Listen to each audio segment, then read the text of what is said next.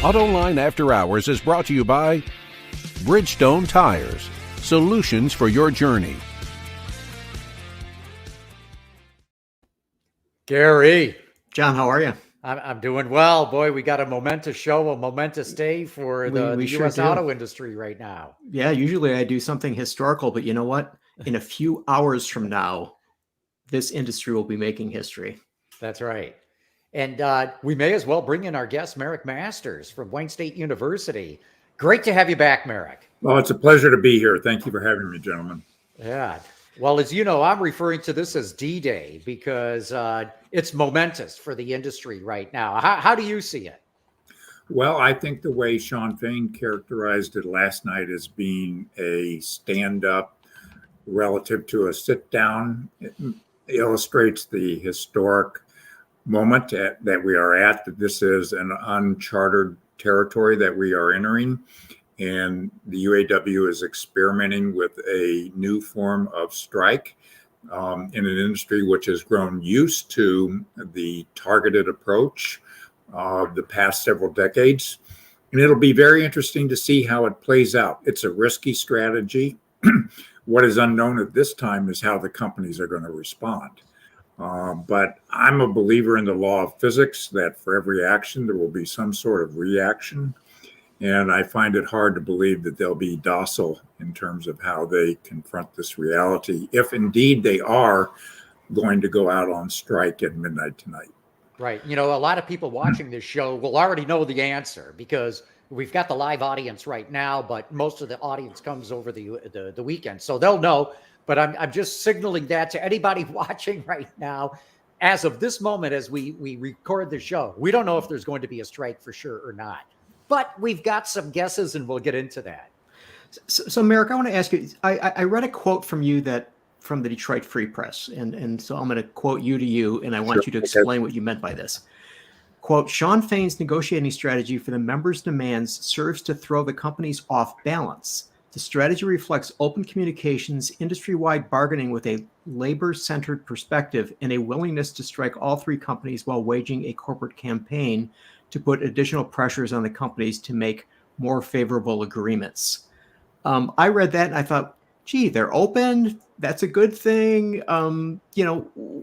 What's different about this and why does it matter? Well, I think let's talk about openness, for example, transparency. Clearly, Sean Fain has been more open about this negotiation than his predecessors have been in the past, about revealing what the demands are on both sides. And that is living up to a promise he made to his members to be more transparent in how he operates the union. He feels a lot of internal pressure, I'm certain, to live up to that expectation. And he also has a court monitoring every move that he makes. So he knows that he was elected by an eyelash and that he's got to prove himself in this round of negotiations. And one of the ways that he can do so is communicating regularly with the members. But I would say when you're open about things, there is a risk associated with that. And that is sometimes when we are public about what we want, we become locked in those positions. And also, it raises expectations on the part of the rank and file. And if you start backing away from things, people may wonder, why are you backing away at this time? Why not push it to the end?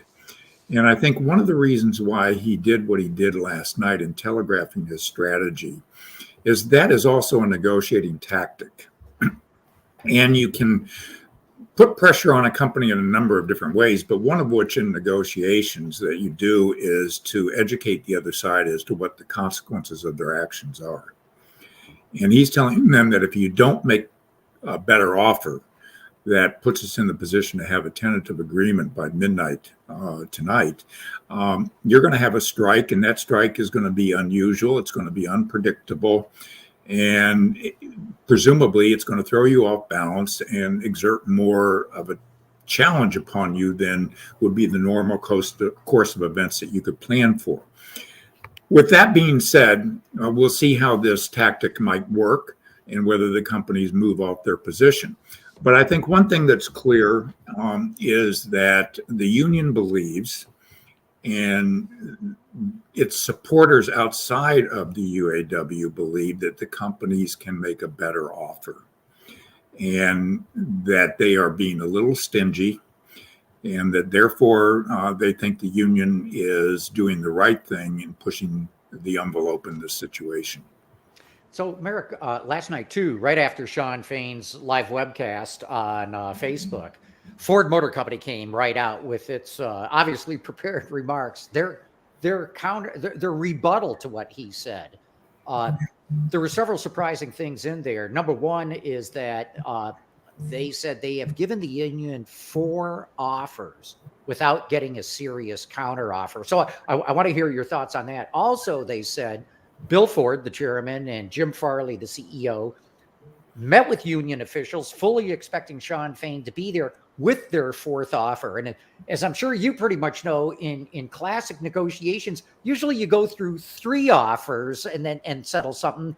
It seems to me going to a 4th is a little bit unusual. And then they found out Shawn Fain wasn't even at the meeting.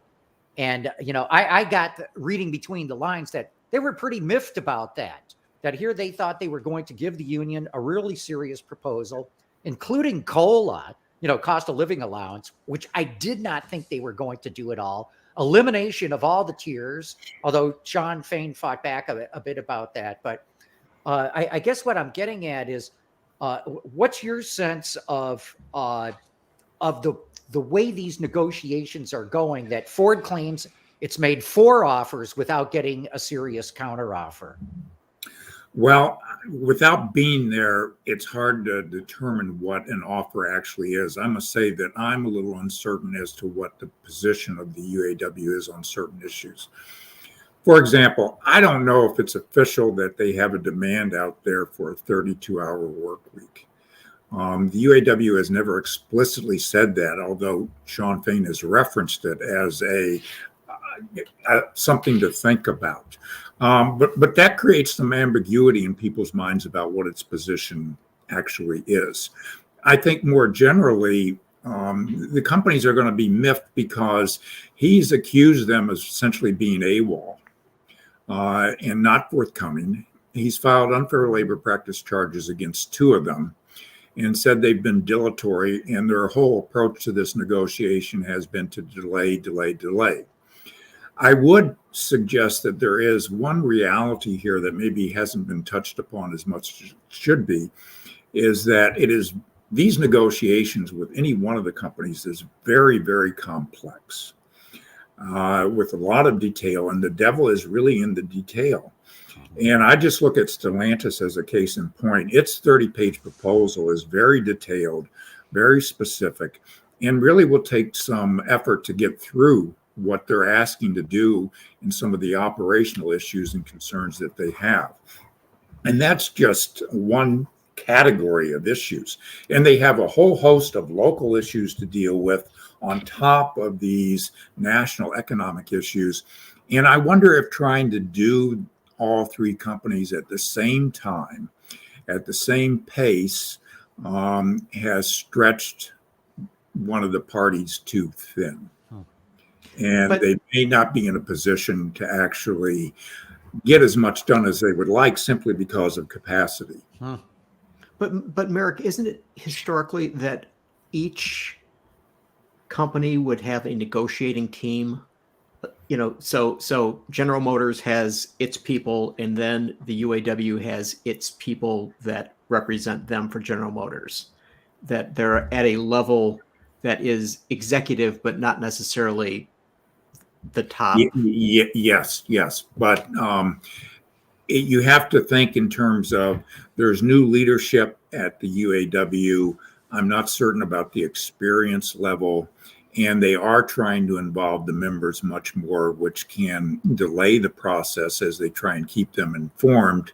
And it's hard to determine, with a lot of turnover and new leadership, organizations may have a hard time getting things together. One thing is certain is that Shawn Fain came in on March, I think, 26th, and his bargaining convention opened the next day. Now, I'm not saying this is the reason why things might have reached the point of difficulty, but I'm just saying that they are complex, and you have to really, if you're going to negotiate all three at the same time, you have to have the capacity to do that. And he's one person, he likes to be engaged in these things, and that's going to be hard for him to do in the limited amount of time that they allow for these negotiations. Yeah. So it's not uncommon for, a party to be in negotiations. They could have started these in April. And negotiated it up until now, but they're on a cycle that doesn't permit that. But one of the reasons why the Teamsters were able to settle by their deadline of August the 1st was because they'd been negotiating for quite a while, and they'd reached an agreement on some of the key issues before July the 5th, when the Teamsters walked out of the negotiations. I'm just saying that, there's a lot of potential things that may complicate these negotiations. And I think that may be one of the reasons why the parties are quarreling somewhat. I think your point is well taken that it's an all new team at the UAW. Correct me if I'm wrong, but I think Chuck Browning, the UAW vice president for Ford, is the only one who's been through these kind of set of negotiations before. He has the most experience, and he has experience being the chief of staff of the UAW from 2015 to 2019. He saw all three negotiations and participated in those. And so I think he's got a good idea and handle on each of the contracts, which is important. But there's a lot of work to be done. And, if you're going to make audacious demands, as the UAW has labeled them, you've got to be prepared to spend the time and invest the time and leave the other parties time to digest things, because it is a very, very complex set of situations, and people need to think through how they're going to make proposals. And I would say there's another complicating factor here, which has also been somewhat overlooked, is that if I'm one of the three companies sitting there and you're negotiating with all of us at the same time, I might be a little hesitant about coming out there first with my offer in public, so knowing it's going to be made public. And say, I want to be the first one to go out there and put myself on the line. I might wait for the other parties to do that. And it just seems that, with a different dynamic going on, not only in terms of the substance of the negotiation, but the process, that might have taken some getting used to. But that doesn't matter. If there's a will, there's a way. They could have found the time. They could have made the time if the parties were willing to move enough. What is clear is that they haven't been willing to move enough. And it's going to take both sides that are going to have to move more than they have to come to some sort of a middle where they can get an agreement and avoid a prolonged strike. And the longer a strike goes out, the less valuable any agreement you come to is. Do you think that the OEMs were surprised at the approach that Fain is taking, or did they think it would be business as usual? I don't want to get into what their calculation was, but I think there were some people, some observers of Shawn Fain that didn't pay enough attention to the statements he was making, and understanding that this reflected not only a different tone, but a different philosophy. And his tone is not just that the companies have had too much of a cozy relationship with the union in the past, and that they were going to put a stop to that.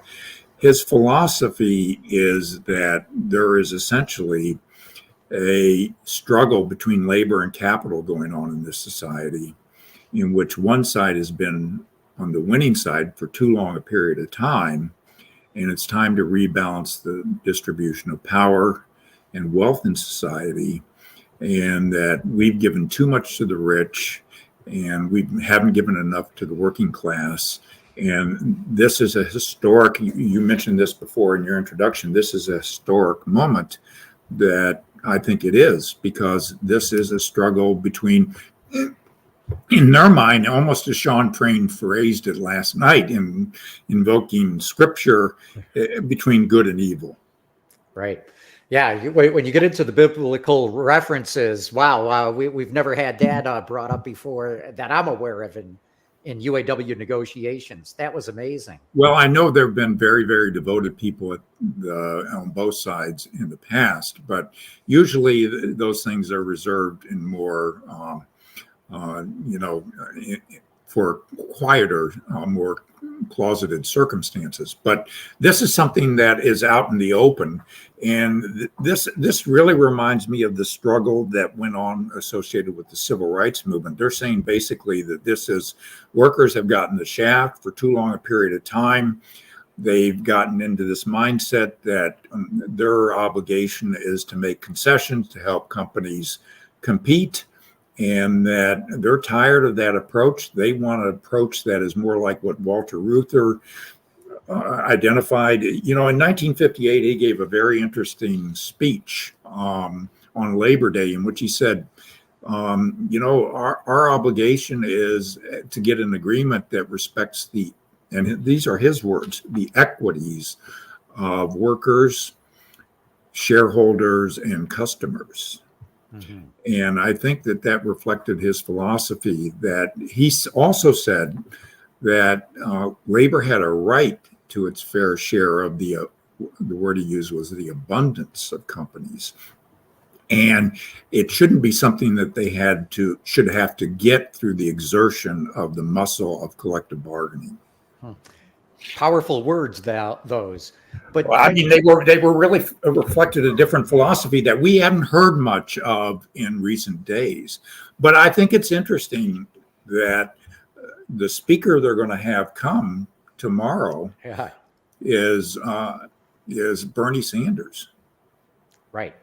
And Bernie's all in with them on that. But I'd like to get your viewpoint on this. When Walter Reuther gave those very eloquent words, it was a different world. It was GM, Ford, and Chrysler, the biggest industrial corporations in the world. It was boom times for the U.S. auto industry. It was the post-war boom. The UAW was a monopoly on automotive labor. Today, GM, Ford, and Chrysler have less than half of the U.S. market from a market share standpoint. There are tens of thousands of non-union workers making millions of cars in the United States. And what I'm wondering is, in your opinion, I'd love your viewpoint, is the union aware of the big picture here, that a crippling strike is going to help the transplants, that a crippling strike is very likely to drive a fair number of tier 2 and tier 3 suppliers who were already financially stressed before this came up right out of business, and that they could win the battle and lose the war? Well, I think that's a very interesting point. Last night when he invoked the comparison, the metaphor of stand up to sit down, and talked about the strikes of the mid-1930s, I thought, what's the difference between then and now? And one of the first things that occurred to me is exactly the same thing you referenced. And that is, in the 30s, although we were in the midst of recovering from the Depression and people had lost a lot in their wages, and clearly the workers were not paid well then, and had a lot to complain about in terms of their situation. The United States was, and particularly as we entered World War II, on the ascendancy. And we became really an economic hegemony. We dominated the world. We dominated manufacturing. We had a very large share of the world's GDP. We rebuilt the countries that lost in World War II. And we rebuilt their manufacturing to our detriment, in a sense. So in the mid-1960s, the three companies had over 90% of the market share in the auto industry. In 1960, the UAW had 1.1 million members. It peaked at 1.5 million members in the late 1970s. And that was after years of struggle. But we're in a much, as you said, a much different world now. The United States is in decline. It's not in ascendancy. We are no longer the manufacturing powerhouse that we once were. The auto industry, in terms of the big three, has shrunk in its market share from over 90% to just barely 40%. The international competition from the foreign transplants in the United States, as well as China's trying to get ahead of the game in EVs, is severe. And also you've got the non-union EV producers in the U.S., which have added another element to it. And they're not going to miss any opportunity that they can to capitalize on any difficulties that the Detroit Three or the Big Three find themselves in. So it is a much different era. And I think it's also different from the standpoint that these workers, it's hard to say that they're vastly underpaid relative to workers in general. I mean, they've got gold standard health care. They've got defined contribution plans. It's not that they don't have retirement plans. They do have defined contribution plans, which everybody else has now. They've got, as I said, better health care plans than we do. And they get lump sum payments, which are huge in terms of profit sharing, performance bonuses, and the like. And they're going to get wage increases this year, which most people are not going to get. Only 6% of the workforce in the private sector is unionized. So I think it's really hard to say that it's a comparable situation. And these companies are vulnerable. If these companies are crippled by this strike, their future is threatened. And also, they don't have to do business here forever.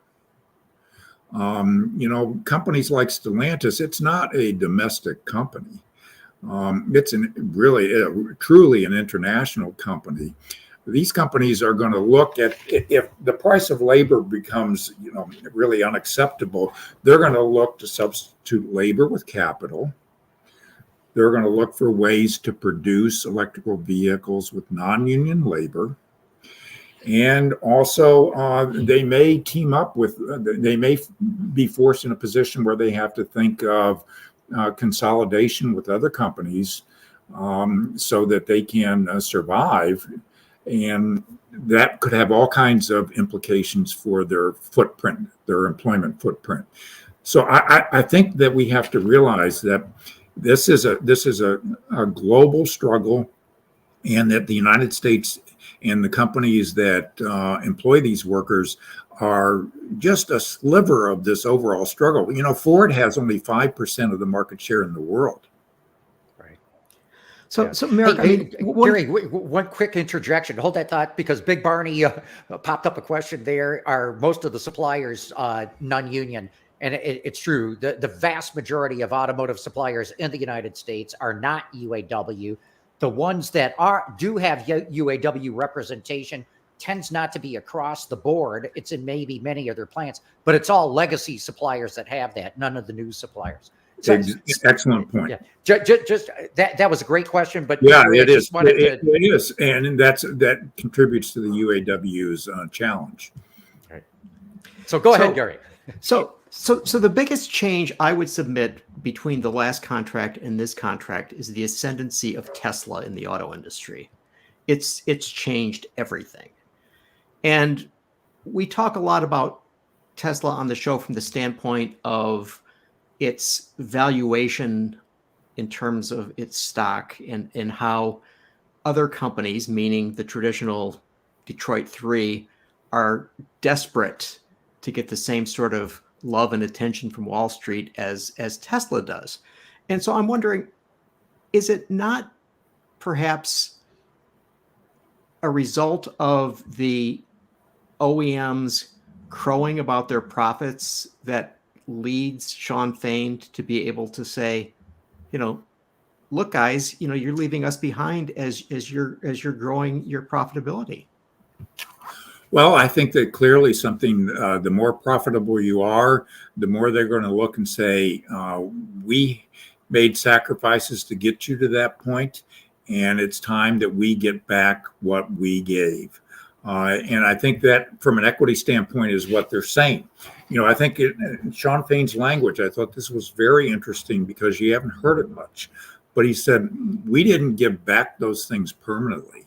We suspended them. Huh.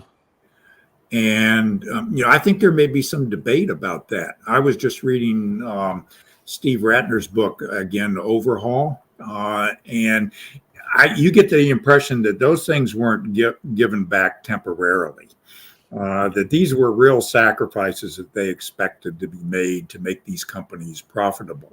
I mean, GM was bleeding cash. And there were lots of reasons for that, but their automobiles weren't profitable. And now the auto companies are under government mandates to produce electrical vehicles. They respond as much to government mandates as they do customer preferences when they build automobiles. In California, I think it's by 2026, 35% of the vehicle sales have to be EVs, or else they face a fine. And that's going to go up rapidly. And so we've got this whole push essentially by the end of the next decade to be a complete electrical vehicle fleet.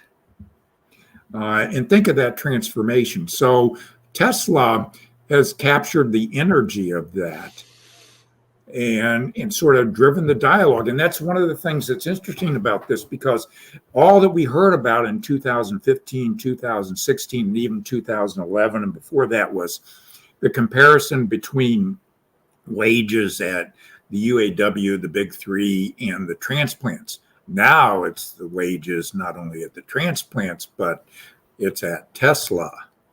And you've got that situation coming in. So you've got a new competitor that's come in and upset the apple cart and captured the market, essentially is a dominant player in the market in the US in what will be the market. There won't be an internal combustion engine market in 15 years from now. And that's a huge transformation. Yeah, it is. I want to go back to getting some of your viewpoints too, as to whether the union is really looking at the big picture. I raised some of the other things that are going on, but Sean Fain bores in on the profitability of GM, Ford, and Stellantis, really the Chrysler Group in North America.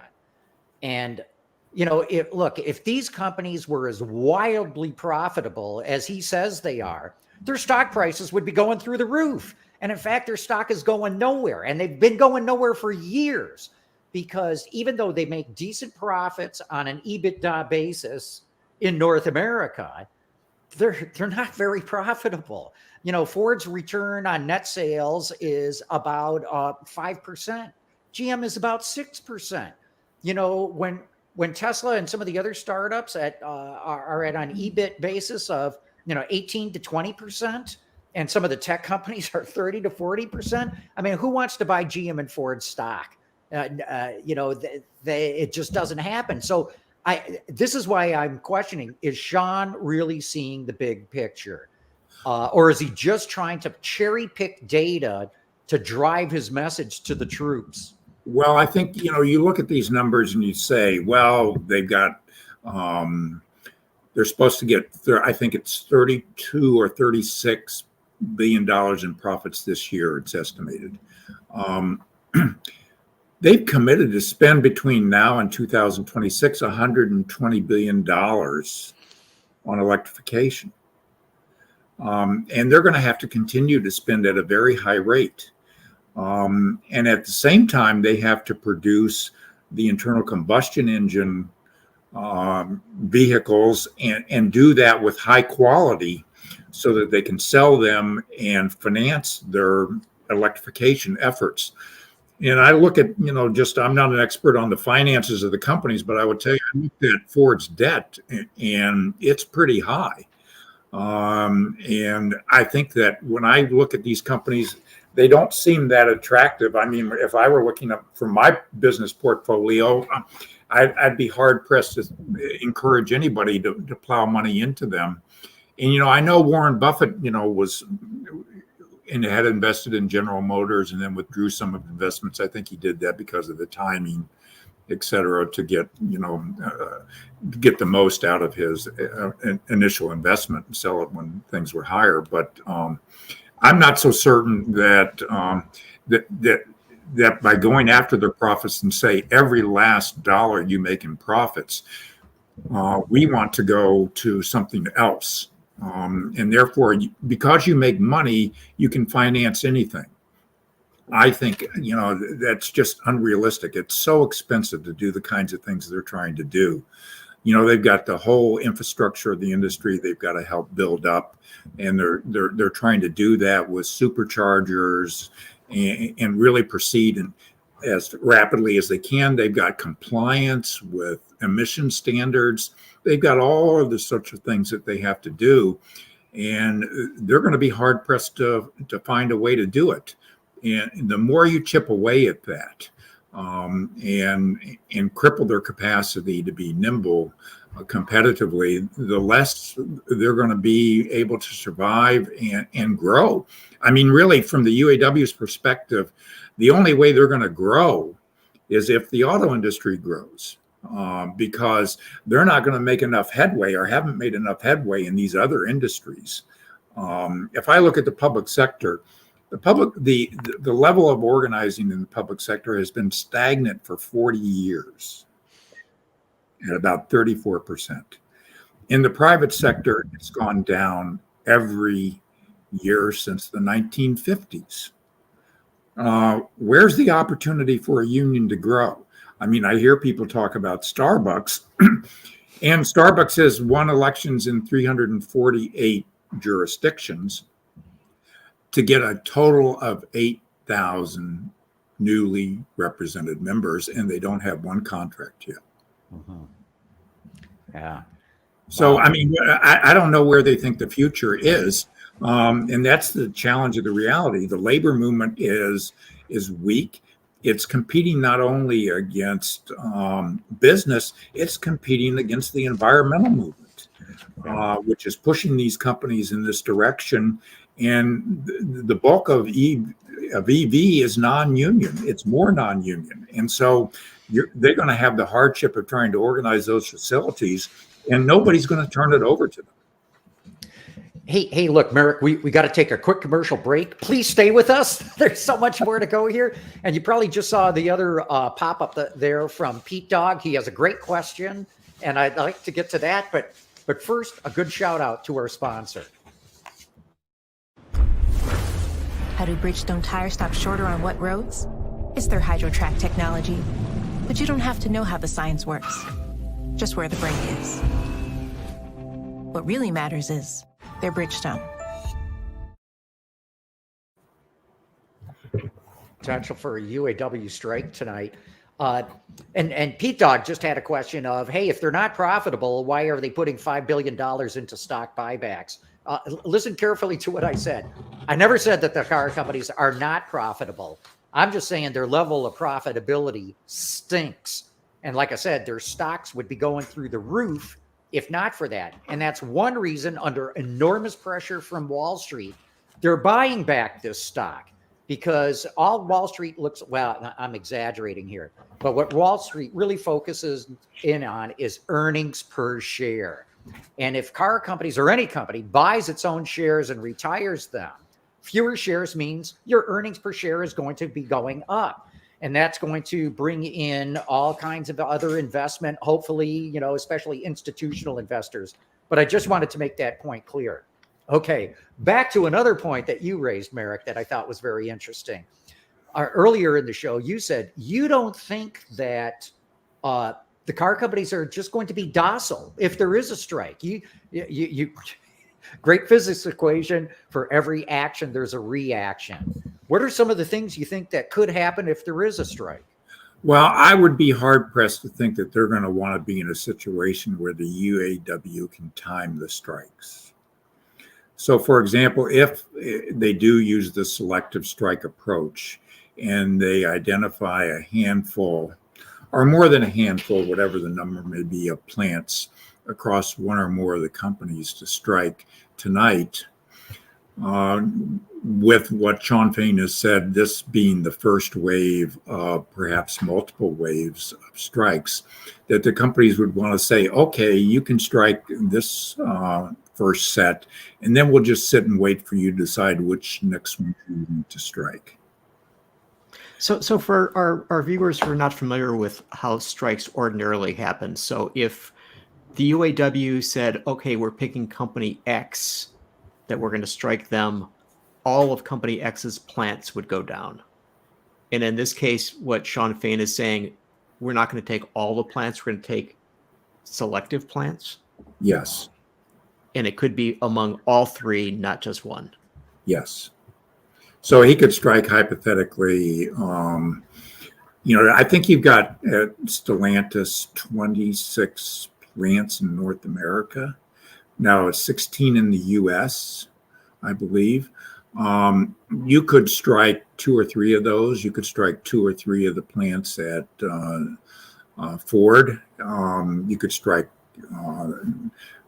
2 or 3 of the plants at General Motors, and that would be your first wave. They could pick a components plant, engines, transmissions that were vital to the overall production process, with exerting a wider impact.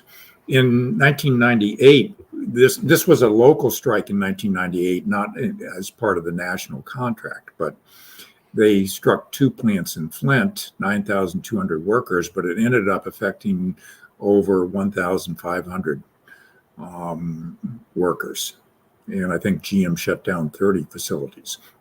Actually, if you go back to the strike in the 1930s and mid-1930s, it was really a wave of sit-down strikes, which began before the one at in Flint at Fisher 1 and Fisher 2. It ended up being, there were walkouts across many other GM facilities, so that at the peak of the strike, there were about 120,000, I think, workers out. And that had a significant impact on the company. But, I don't think the companies would want to just say, well, we're going to sit back and wait for you to time any strike.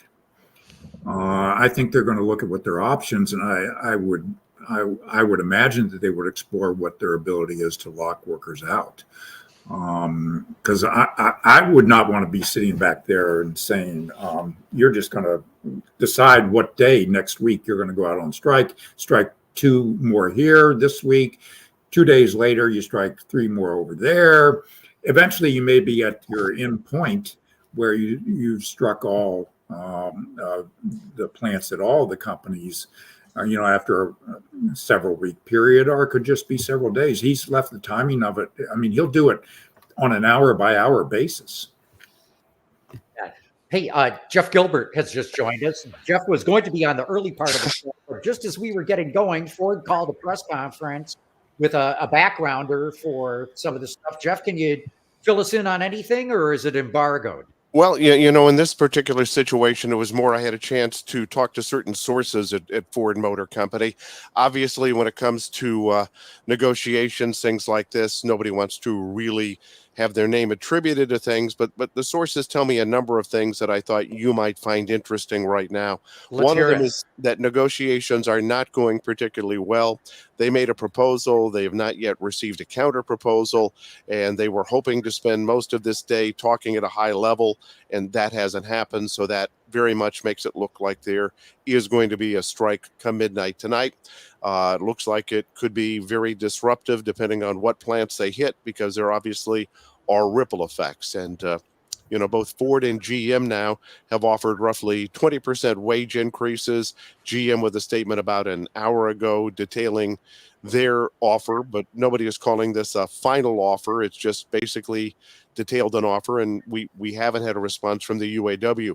Ford also admitting that they're preparing for a strike, that they want to keep their parts depots running. They want to make sure any shutdown of plants would be done safely, and they want to make sure that workers are protected no matter what happens. So that was kind of the gist of the conversation I had with some of the sources at Ford. A lot of the rest of it was talking about their proposal, things that we knew, their concerns. That I believe they said that if all the union got everything they wanted and they had it over the past 4 years, Ford would have lost $14 billion.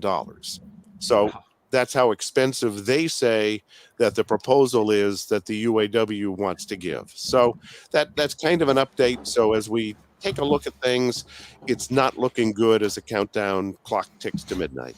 Yeah. Jeff, can you hold on with us a few more minutes, or you got to go? Unfortunately, I have a day job that I have to Imagine that. stuff on the radio. Yeah, but I told you that I would check in when I had that. So just wanted to give you the update. Awesome. Thanks for taking the time. We're so glad we'll have you back on another show. This topic is not going away, obviously, but a million thanks. Next time, let's talk about something fun. Yeah. And so for those of you in Detroit, listen to Jeff on Newsradio 950 WWJ, and he'll be reporting about this regularly and constantly, right, Jeff? I'll be reporting on it in my sleep. Yeah. Okay. All right. Thanks, Jeff. You. Yeah. Thanks for that. So very interesting, Marick. Yes, very. Let's pick up where Jeff left off, because, back in 2019, when the UAW had targeted General Motors to go on strike, and as a background, Gary Jones, the then president, had the feds breathing down his neck for, corruption charges, ended up going to prison. Anyway, at 8:00 that night, which would have been the equivalent of 8:00 tonight, several hours hence as we speak, GM laid down a contract that it pretty much gave the union everything it wanted, and they went on strike anyway. I personally believe it's because Gary Jones, the president, needed the membership to rally behind him, as he was facing a court case and ultimately prison. But the union's excuse was, hey, they threw that down at 8:00 at night. That it was too late for us to go through, as you said, the Stellantis proposal, over 30 pages long, very complicated, very detailed. Just what Jeff said there, that Ford has thrown down a fourth offer, gotten no response. As we record the show, it's too late. There's going to be a strike. Well, here's where I think, from a negotiation standpoint, this becomes important. And the point is that, to become fixated on deadlines and say that we're going to strike at this point in time because you give us a proposal at 8:00 and we haven't had time to digest it, and at midnight we're going to go out and strike, whatever your motivation might be. And sometimes it's not an altruistic motivation, as it might not have been in the case of Gary Jones. Who knows what was going through the minds of the leaders at that point in time, because they were so corrupt and so compromised that it's hard to think that they did anything with integrity. But in this situation, they have decided that this is a hard deadline. There's no ifs, ands, or buts about it. And one of the things that we know in terms of focus of attention is that if you're preparing in detail for a strike based on an unconventional plan and have to get all the pieces of that together, you don't necessarily have the time and the wherewithal to respond to all the other things, the proposals, in as much detail as possible. So now the parties are in a situation where they can't close things. They're frustrated, and it's become a foregone conclusion that you're going to have a strike. And I think that's unfortunate because we're in a world now where we need to realize that the more you jeopardize businesses and your jobs, the more you jeopardize the future of everyone who's dependent on this industry. And you've got to look at it as we're in this together. And I'm not saying that you cave in terms of your interests. You don't recognize that you have strong differences and you fight for what you believe is just.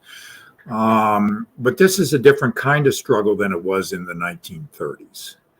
and it's for a different type of outcome.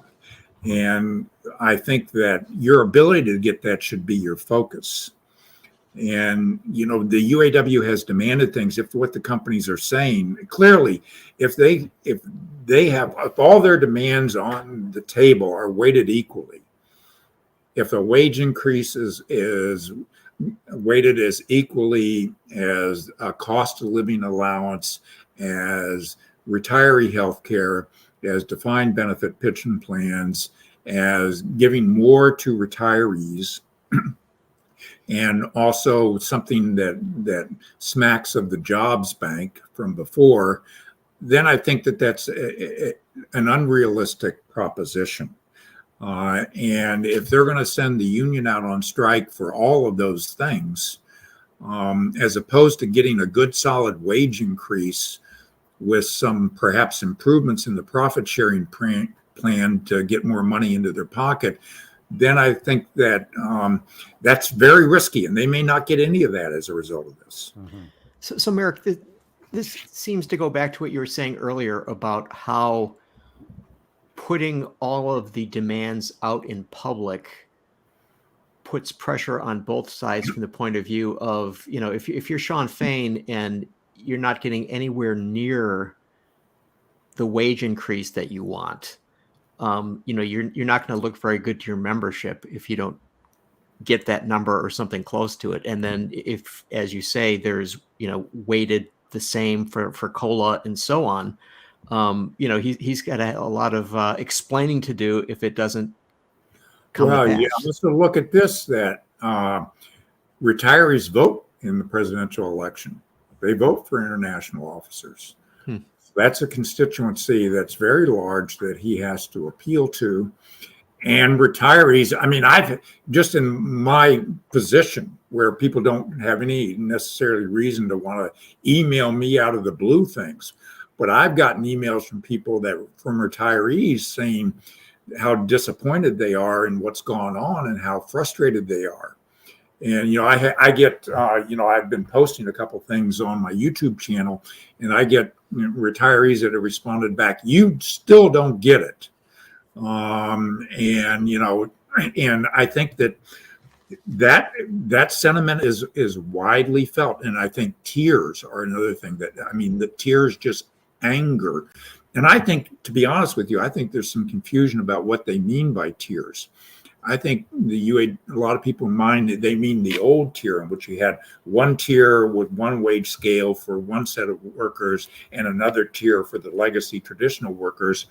I think now a lot of the discussion about tiers involves in progression, the number of years in progression. And explain that for our viewers, because most people don't know about that, the whole in progression thing. Well, I mean, when you're hired in at $18 an hour, and then after a certain number of years, 8 years now, you can be at the top rate of $32 an hour as a production worker.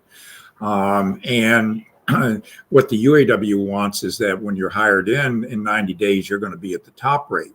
The companies are saying, well, let's expedite the process so you're in it in 4 years. The tiered systems that were adopted in 2007, that was that you were hired in at a different wage scale altogether. You were hired in at a lower wage scale that peaked at a lower level, and your benefits were less because that was a lower tier. It was basically a cost-saving measure to help the companies maintain the employment level that they needed to produce to make money, but at the same time lower their labor costs so that they were more competitive with the transplants. And, you know, but whatever it is, that the tiers have become a point of contention, and it's a point of concern about equity between workers, and they want to get rid of them. And I heard Bob King say the other day on a news program that, you know, workers hated tiers. And that's absolutely right. They hate tiers.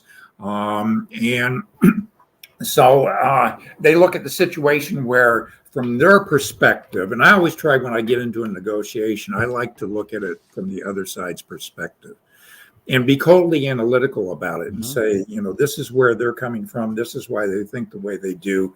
And that's why I looked at Sean Fain and say, This is a different ideology. This is a different approach towards negotiations. And that's a twofold difference, which is very, very important. It has implications for how they're going to conduct themselves. But in 2007, the average auto worker made about $28, which if they adjusted for inflation, that would be over $41 today. Mm-hmm. And that's a 47% increase. Yeah. And so when they ask for something like 46, from that perspective, it doesn't look so much because the typical worker makes about $30 an hour. I think it's even less than that at Stellantis. And so you got to think, they gave up the COLA, they had wage freezes, they gave up retiree health care, they gave up defined Right, benefit. but remember, look, they've been getting lump sum payments that have pretty much covered the cost of inflation, and that's what the lump sum was for. COLA bakes into the base rate, so it's actually an automatic pay increase every year. Retiree healthcare went away, but they had the VIBA for that, right? I mean, the GM, Ford, and Chrysler gave the union $100 billion and said, "Okay, you want it, you got it. Here's the money to do it." So, and look, I'm not trying to, shoot down everything here, but I'm just trying to let the viewers know there's other offsets to that. I think you're absolutely right. And if I were sitting on the other side of the table, this is what I would say. I would say that, well, of course, COLA goes into the base. That's why we want it. And we don't want these pay increases, these lump sum increases, not to go in our base. We want our base to compound. And so when we're looking at it from that perspective, I'm also concerned this time around in these negotiations that the companies are not going to be so profitable. Right. Because they're going into EVs, and I'm not going to be able to count on that profit sharing. Right. And I'll just interject. Look, they're making billions now, but we know in this 2 years from now, they could be losing billions. It's always been a cyclical industry. Right. I've been reading back over the history. I mean, it just seems like every time you turned around, the auto companies climb out of the recession or the downturn in the cycle, and then they climb up and then they climb down again. I mean, they've never really been on a linear upward path. No, never. It's cyclical. You can almost set your watch to it. That's how it is. And so, I mean, I think you got to realize the vagaries of it, that they're doing good today, but they may not be doing good tomorrow, and you don't want to bake into a contract their doom. Right. That's what I'm concerned about. Yeah. So last night, Jim Farley said, and I quote, "The future of our industry is at stake." So on a scale to 1 to 10, how much is that real and how much of that is rhetoric? Well, I think the future of these companies is at stake. So I think that's very real. And I would say that there's no guarantee they'll exist in perpetuity. Ford celebrated its 120th year, I think, of incorporation this year. Yeah.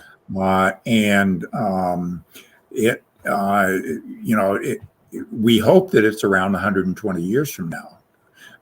I would say that we will be very fortunate if it's around 20 years from now as a distinct independent company named Ford. The same thing with General Motors. You had Marchione that wanted to merge General Motors with Chrysler, and who knows what it might have been named. But I think you're going to see this type of consolidation and restructuring of the industry as electrical vehicles go forward and as the international market change even more. Right. So is this going to be driven by the UAW contract or just by? Well, I think the UAW forces? contract will certainly have a lot to do with what these companies decide what's in their best interest. Yeah. Marick, I couldn't agree more with you. Look, take the whole UAW contract negotiations out of this. The legacy automakers are under threat of existence. So, so the UAW thing that we're talking about now just compounds that. But I still want to go back because you to how the OEMs, GM, Ford, and Stellantis might respond. Like you said, reaction. You said lockouts. I mean, take us through more of your thinking. Well, I mean, what they could do is they could say, maybe not a lockout per se, but they say if they're going to strike certain plants, we need to shut down the others. Because we've got to protect our property, we've got to protect our facilities, and we're going to shut them down so that you just can't pick us off. And, we don't want to take new orders. We don't want to start new processes, and then you have your strike the next day right in the middle of this and lose product and have to go through that and suffer the additional losses. So because we can't plan and adjust, you just don't shut a plant down and reopen it, easily. So I would say you'd want some more predictability in your operations and say, if you really want to make this a test of economic wills, let's make it a test of economic wills. If you want to hold out for as long as you possibly can, then maybe that's something we have to do. But I'd rather do that than let the union decide incrementally it's going to strike 10, 10, 10, 10, 10, just in the hope that you capitulate at some point in time. And I think, put your best offer forward, toward the end of today and say, look, this is where we stand. This is as good as we can do. And if your members want to stay out on strike for a long period of time, then that may just be the price that we have to pay. I think Shawn Fain said, you got to pay. We're willing to pay a high price for this, just as the workers did in the 1930s. And I think what the companies have to be able to say is that, we have a bottom line and that we're not going beyond that. And we just can't do it. We can't remain viable operations, and we're not going back to where we were, where we put ourselves where we're vulnerable and we can't succeed. Because then we're just we're baking into the cake our own doom, and that may have to be what happens. Yeah. But we don't want to be a party to it. Mm-hmm. So, do you believe, from what you know, that it will be a long strike? And if it's a long strike, what does long mean? Well, I think if the UAW wants to get everything on the table, more than just a high wage, it can get a lot of money into the pocketbook of workers if it's flexible about how it goes there. Right. If it wants a little more profit sharing, it could probably get that. If it wants higher wages, I'm certain that it could get that. If it wants inflation protection payments, it's going to get that. If it wants, more paid time off or more regularized schedules, I think all those things could be done. But if you're talking about those other items, bringing back the past, that's not going to happen. And I think if they're insistent on that, then you're going to have a very long strike. We've had strikes historically of more than 100 days. And I'm not certain, that the companies are in a position to take a strike that long. Without crippling themselves. At some point in time, the cost of a strike become irreversible. You just can't recoup them. And you got to also remember something else that happens. People get angry during a strike that goes on for a long period of time. And it's hard to go back to the workplace without those feelings coming with you. Mm-hmm. And so I think under those circumstances, it's going to be a real challenge. Wow. I think we should wrap up the show right now. But I want to tell the audience, you just got a master class from Mr. Masters himself in what's going on with the labor situation in the Detroit auto industry right now. Well, thank you very much. It's been a pleasure being with you. And when I teach negotiations, I always tell people that the one thing you ought to focus out is what do you do if this doesn't happen? If the worst case happens? It's sort of like with a lawyer. What's the worst case we have to prepare for? And that's the way I approach them, because under certain circumstances, you're going to get that. And I hope it's avoidable. I think there is a strike could be bargained, but you're going to have to be flexible. Both sides are going to have to be flexible. Marick, you've been brilliant. Thank you so Thanks, much for Ricky. coming I on. appreciate your having me on. You know we're going to ask you back. I'd love to come back, and I will always do my best for you guys. Thank Awesome. you. Thank you so much. Appreciate your Okay. courtesy and compliments and kindness. Okay, real good. Take care. Thank you. Yeah, thank you all. Autoline After Hours is brought to you by Bridgestone Tires, solutions for your journey. If you like this program and would like to learn more about the automotive industry, check out our website at autoline.tv or look for us on YouTube on the Autoline channel.